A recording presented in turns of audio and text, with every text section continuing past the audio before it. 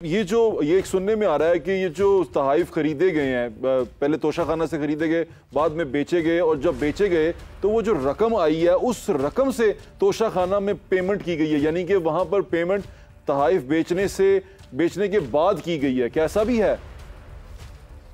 देखिए, बिल्कुल जो बज़ाहिर नज़र आता है, मुख्तलिफ लोग आफ्टर रिकॉर्ड आकर हमें बताते हैं कि ये ना सिर्फ पेमेंट यानी कि आप दे देते हैं किसी को, वहाँ से पैसा लेते हैं, फिर इसमें आकर दर्ज करवा देते हैं बैक डेट्स में या इस तरह के रजिस्ट्रेशन करवा देते हैं, वो भी 2021 के। मैं समझ गया, बिल्कुल समझ गया। जाहिद भाई, मैं जाते जाते आपसे एक सवाल भी करना चाहता हूँ, आपको एक क्या कहते हैं ना, लीड भी देना चाह रहा हूँ। मैं चाहता हूँ कि इस पर इन्वेस्टिगेशन होनी चाहिए, मेरी तरह सड़क पे और बहुत सारे लोग चाहते हैं। वो ये है कि इमरान खान साहब का जरिया मुआश अब क्या है, क्योंकि जब वो प्राइम मिनिस्टर थे तो 2 लाख रुपया भी उनको थोड़ा लगता था। वो कहते थे मेरा 2 लाख में गुजारा नहीं होता जो मेरी तनख्वाह है।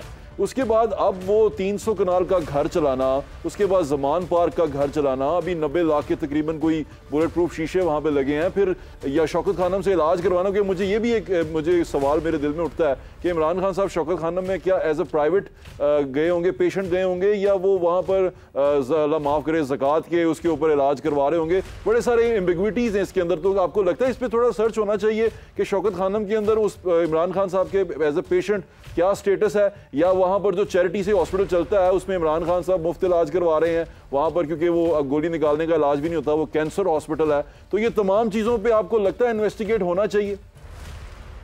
देखिए ज़ुहैब, 2017 में इमरान खान के जो 2017 से 2021 का अगर आप मवाजना करें उनके असासाजात का, वो 250% बढ़ते हैं। अच्छा, यानी कि आप 45 मिलियन से बढ़ के 242 मिलियन तक आ जाते हैं। बिल्कुल, आप ही ने रिपोर्ट किया था वो।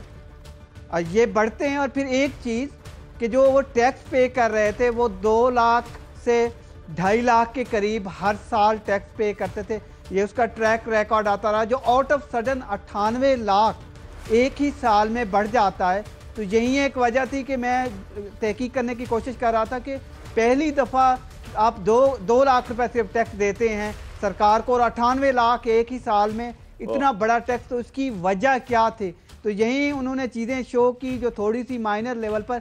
और अगर आप इलेक्शन कमीशन ऑफ पाकिस्तान की रिपोर्ट पढ़ें जो उन्होंने इसी हफ्ते कोर्ट को भेजी है, उसमें ये बाकायदा तौर पर बताया गया है। मैं उसको स्टडी कर रहा हूँ, थोड़ी देर पहले ही मैंने हासिल की है, जिससे लगता है कि उन्होंने बताया है कि ये जो असासे बड़े हैं, वो जो गिफ्ट 2018 में 19 में उसके पास ये पैसा आ चुका था, गिफ्ट बेच के असासे बढ़ गए। वाह।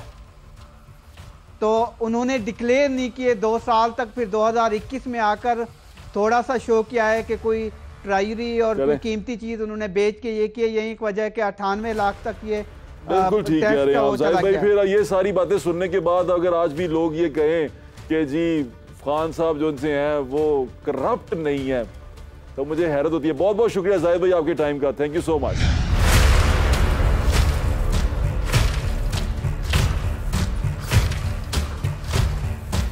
अवामी राय आपने जान ली, आपने तजिए भी सुन लिए, आपने जो फैक्ट्स हैं इसके बारे में, इस तमाम तोशाखाना जो स्कैंडल चल रहा है इसके बारे में, वो भी जाहिद कशकोरी साहब ने बड़े वाज़ेह अंदाज में आपको बता दी हैं। अंधी मोहब्बत से परहेज़ करें। अंधी मोहब्बत हमेशा इंसान को घाटा ही देती है और इंसान की इज़्ज़त में कमी करती है, क्योंकि बाज़ दफ़ा इंसान किसी को जस्टिफाई करने में, किसी के दूसरे का एक्ट जस्टिफाई करते करते बहुत सारी कदरों से गिर जाता है। तो अंधी मोहब्बत से परहेज़ करें, बड़ी ख़तरनाक चीज़।